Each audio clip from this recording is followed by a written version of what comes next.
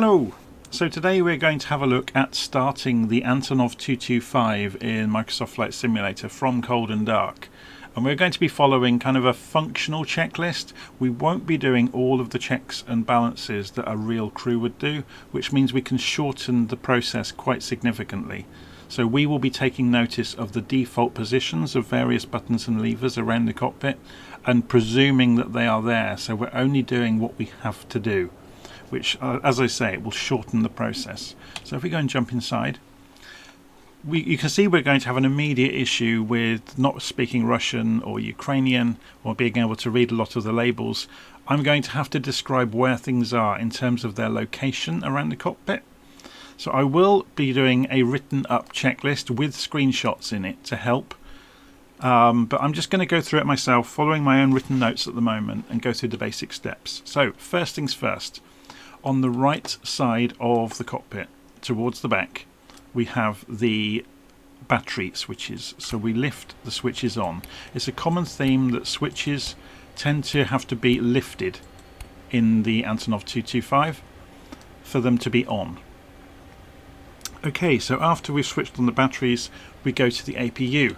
So the APU is still on the right hand side, but it's above, it's here. It's the one with the red circular.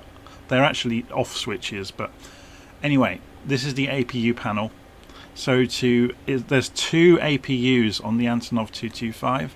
So you switch at the bottom left, then you press the button at the top left, then you uncage the switch towards the bottom left, move it up, uncage this button and press it, and that will start the APU. If you give it a few seconds, the needle will start moving round towards 100%.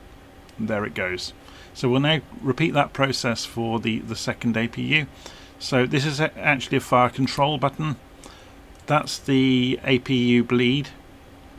This is the master switch, and this is the start button. So again, this needle will chase the other one. So you get two needles, one for each APU system. And there it goes chasing it, and you can see obviously the exhaust gas temperature of the APU there as well. Okay, so the APU is up and running. We can recage the starter buttons. We don't need them on anymore. Or it's not that we don't need them on, we don't need to see them. Next we go to the rectifiers. So they are on the right side again, towards the back and towards the bottom. So they are here. So rectifiers, we know them in the West typically as inverters. So they convert AC to DC power. So this is changing the power coming from the APU into DC so we can use it around the aircraft for the avionics. So we can switch on these four switches and all of these markers go green. Next to them we have the transformers. So again, this is providing different voltages for different things around the aircraft. We turn on the four switches for the transformers. Once we have done that, we can swap to the other side of the cockpit. So we'll turn around, and above the navigation station here, there are a row of silver switches. These are the master power switches for all of the avionics. So now we've prepared the power with the transformers, we can go and power up the various pieces of avionics kit. So you can see things lighting up around us as we do that. So that's that done. Now we can go over to the avionics bus switches above the pilot and the co-pilot. So if you look on the quarter positions above the pilot seat, basically all of the white levers can be lifted, which are the bus switches. So this one isn't operable, I'm not sure why. If you turn on tooltips within the settings of Flight Simulator, you can actually see what these are, but they're essentially just cut-off switches for the same ones that appear on the row of silver switches above the navigation panel. So that's that done. This panel here is the lights. Again, if you have the tooltips on, you can actually find out which one's which. We're just going to go and turn them all on to save a bit of time in this demonstration. Obviously, in the real world, you would go and turn the beacon light on before putting the engines on, and then light the aircraft up according to what you are doing. Okay, So we have done the switches above the pilots. So now we go for the FADEC switches, so the electronic throttle control switches. So they're just round the corner, and you look up in the air just behind the first officer's seat, and there's a row of switches up here. So these are the master switches for the electronic throttles for the 6 engines. So we turn all of those on. Now we're going to actually go for engine start. So we go down to the engine section. So here's where the engine gauges actually are. But this isn't where we start them. This is where we will monitor the progress of the engines coming up. If we look behind the pilot, we open this panel down here and we click this button here. All of these switches are in the right position. So this is one of the places where we can save a lot of time. We click this button here and it says ready boost. And then this is the master automatic start switch for all of the engines. So it will automatically cycle through doing everything. So we press that in, hold it in for a second and let go. Okay, so it's getting ready. Notice that some of the buttons do have English on them, which is really odd. Okay, so then if we go back over here and monitor now, you can see the needles. So I think broadly these are the N1 or gas turbine, or so it's N2, sorry, isn't it? These are the gas turbine needles. These are the turbofan needles. And obviously then you've got the inter-turbine temperatures, I'm guessing, I'm not sure.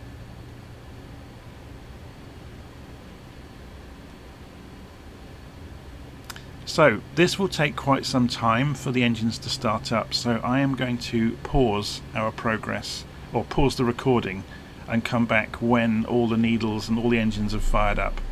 We can have a quick look outside. You can see things happening. So it's starting on this one. You can see the outside engine on the other side is just spooling up, and you can see the smoke billowing out of the back of it. Very, very well done. Right, I'm going to pause there and we'll come back in time to see all of the engines running. Okay, so I've unpaused the recording and you can see now all of the engines have started and they're sat in their idle position now. So you can see that across the needles have lined up on the gas turbines and the turbofans, so we're happy that the engines have started. Obviously we can see that outside as well. All the engines are now spinning. Whoops. Okay. So what do we do next? We go to the generators. So they are at the rear area of the cockpit. And you can see the generators are below the switches we turned on earlier for the rectifiers, as they were called, the inverters. So generators are down here. You can see there's 4 red lights underneath them. So we're going to turn those on and they power up. So we now have the jet engines are generating electricity, meaning we can go over to the APUs, auxiliary power units, and switch them back off.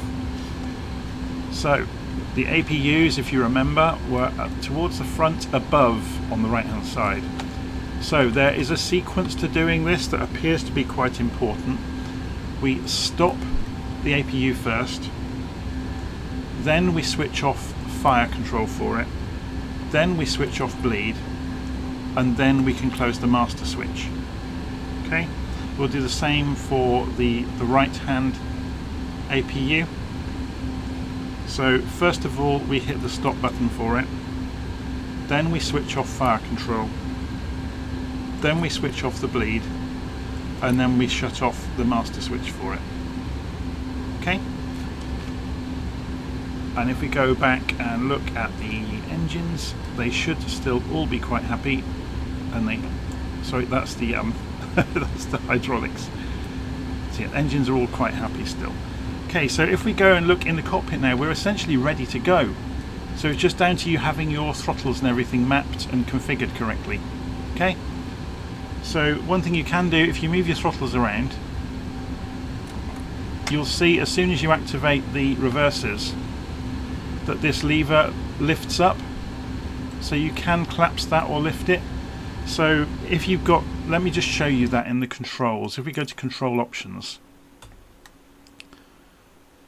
you can see I have got a profile on my, I've got a an Airbus throttles, or quadrant, sorry, with 2 throttles on it, and I've got a profile on it called 4 engines. If I look in power management and look in the throttles to see what I've got mapped, I have got engines, or sorry, throttles 1 and 2 in the simulator aligned with one of my levers, and engines 3 and 4, throttles 3 and 4 on the other lever.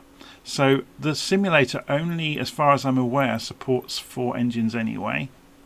So if you go back and resume, if we move both of my levers now, if I do one lever or the other, you'll see 3 engines go.